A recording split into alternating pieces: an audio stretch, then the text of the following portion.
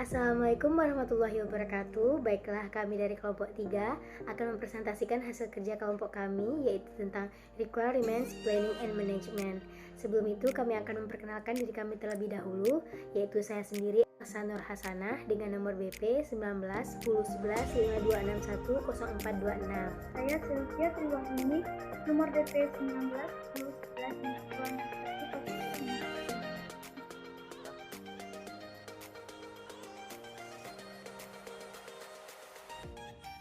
Di sini, saya akan menjelaskan materi tentang 3.1 definisi area pengetahuan. Perencanaan dan manajemen persyaratan area pengetahuan mendefinisikan sumber daya dan tugas yang terkait dengan perencanaan dan pengelolaan aktivitas pengumpulan persyaratan di seluruh proses persyaratan. Analis bisnis harus mendefinisikan aktivitas persyaratan yang akan dilakukan dan bagaimana aktivitas persyaratan akan dilakukan pada sebuah proyek sesuai dengan standar yang ada dalam organisasi. Analis bisnis harus menentukan apakah CEO perusahaan adalah pemangku kepentingan. Jika demikian, memutuskan cara terbaik untuk mengumpulkan informasi persyaratan dari individu ini, menggabungkan informasi ini dengan persyaratan yang dikumpulkan dari pemangku kepentingan lain, dan mengomunikasikan persyaratan semua pemangku kepentingan dalam format yang efektif. Selanjutnya, alasan untuk inklusi. Yang pertama, perencanaan yang tepat dan pengolahan persyaratan pada proyek memastikan bahwa semua pemangku kepentingan yang diperlukan diidentifikasi dan diwakili dengan benar selama proses pengumpulan persyaratan. Yang kedua, kegiatan yang paling tepat terkait dengan proses persyaratan dilakukan mengingatkan keadaan proyek. Yang ketiga, upaya kerja persyaratan dikoordinasikan dengan pekerjaan lain yang dilakukan pada proyek. Yang keempat, tim persyaratan memiliki pemahaman yang sama tentang aktivitas yang akan mereka lakukan.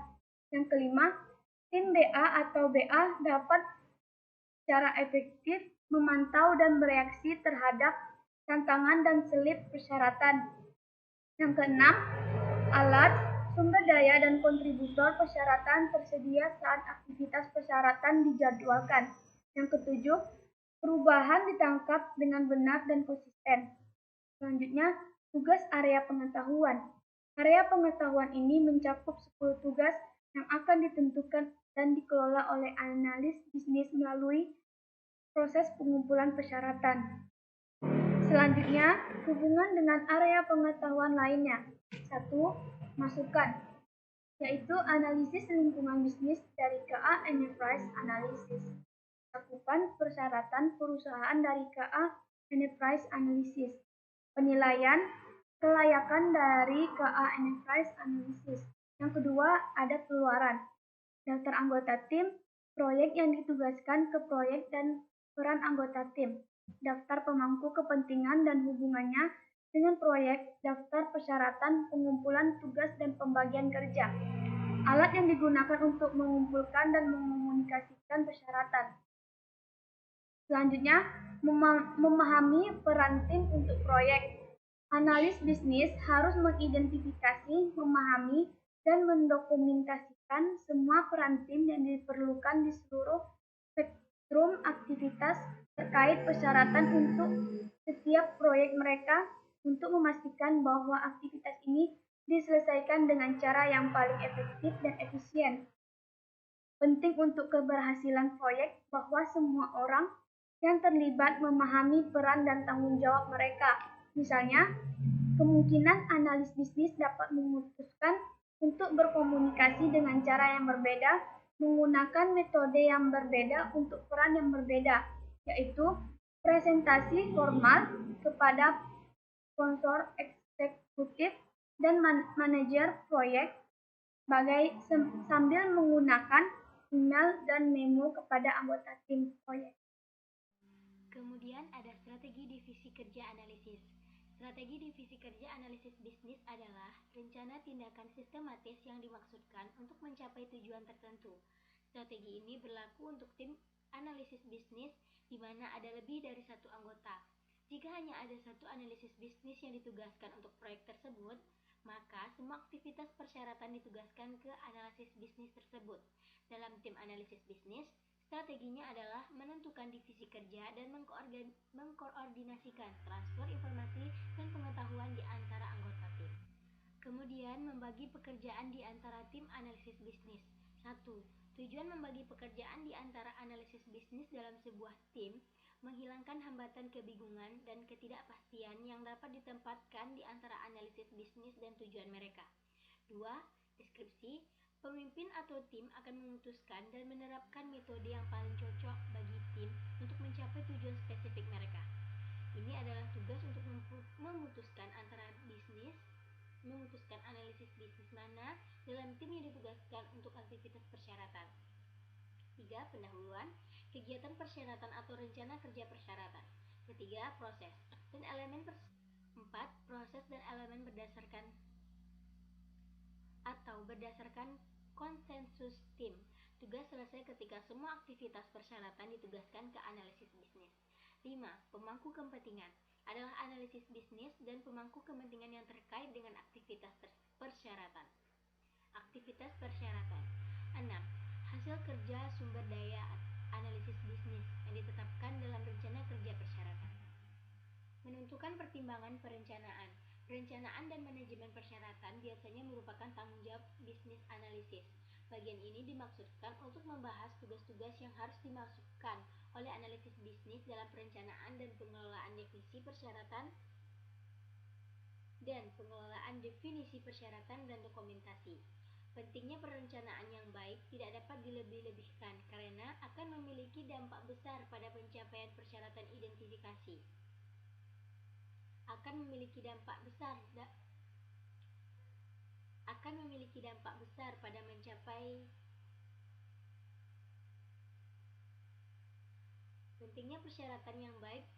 Pentingnya perencanaan yang baik tidak dapat dilebih-lebihkan karena akan memiliki dampak besar pada pencapaian persyaratan identifikasi, dokumentasi, dan manajemen yang efektif. Perencanaan proyek secara keseluruhan adalah tanggung jawab manajer proyek. Bisnis analisis harus menyelesaikan pendekatan perencanaan persyaratan dalam perjanjian dengan proyek pengelola. Next, pertimbangan metodologi SDLC. Tujuan SDLC tertentu, jika ada yang digunakan dalam suatu organisasi, akan memiliki dampak yang cukup besar pada kegiatan perencanaan analisis bisnis. Deskripsi. Siklus kehidupan pengembangan sistem SDLC didefinisikan sebagai keseluruhan proses perencanaan dan pengembangan sistem informasi. Pendahuluan. Analisis bisnis perlu mengetahui SDLC tertentu yang dipilih untuk mereka proyek, karena ini tentu akan mempengaruhi tugas proyek untuk didefinisikan dan dimasukkan dalam persyaratan perencanaan dan kegiatan mereka. 4. Proses dan elemen. Metodologi SDLC yang digunakan akan memenuhi perencanaan persyaratan. Itu akan menentukan caranya seluruh proses persyaratan dijalankan dan hasil apa yang diproduksi dan kapan. 5. Stakeholder, pemangku kepentingan. Untuk tugas ini termasuk semua pemangku kepentingan utama yang didefinisikan dalam bagian 3.3. Itu akan terlibat dalam perencanaan persyaratan dan proses manajemen proyek.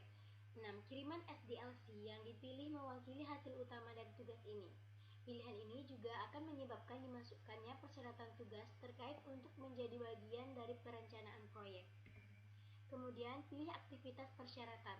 Kegiatan yang dijalankan selama proses persyaratan dan bagaimana mereka dilaksanakan akan menentukan kualitas dan ketepatan waktu pengiriman persyaratan dan akhirnya dari solusi. Analisis bisnis harus memilih satu set lengkap aktivitas persyaratan sedemikian rupa sehingga hasilnya adalah serangkaian persyaratan yang jelas dan ringkas yang realisasi solusi dapat didasarkan. Jenis sumber daya yang diperlukan untuk diselesaikan setiap aktivitas juga perlu didefinisikan. Untuk mencapai ini, analisis bisnis akan menentukan aktivitas apa yang perlu dilakukan untuk menyelesaikan proses persyaratan end-to-end. Masuk materi ke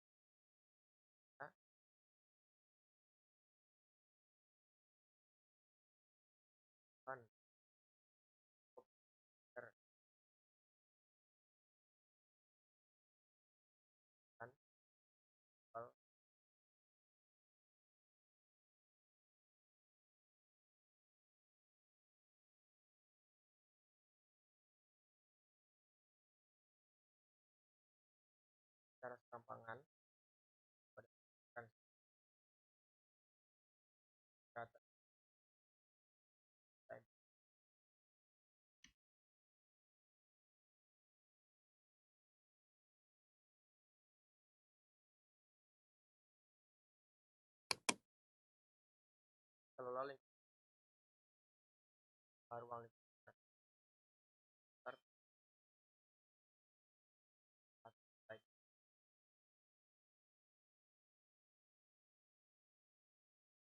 tanah dan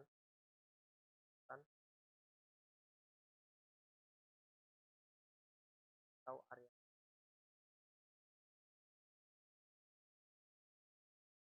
hutan dan mempertahankan kesehatan terdepannya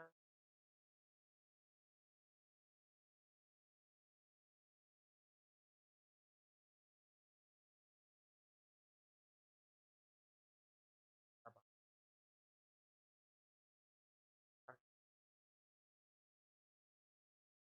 kita kaya dapat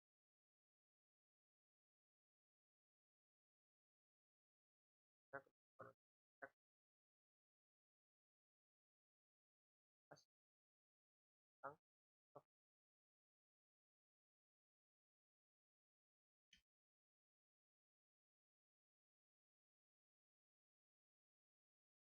beberapa teknik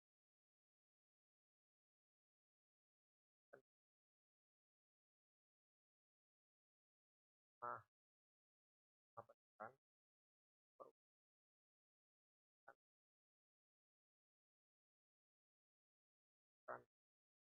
perlakuan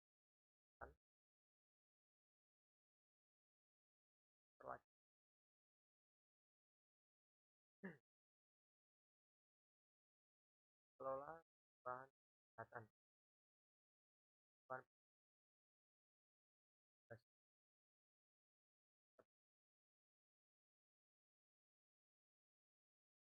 kan bagaimana bahan kesehatan dan kasih akan bahan kom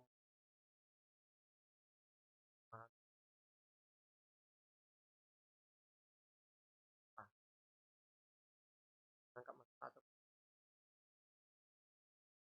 oleh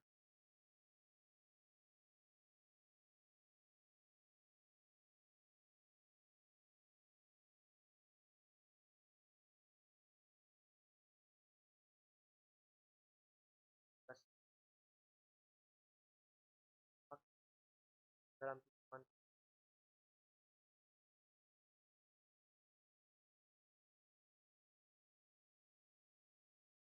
atau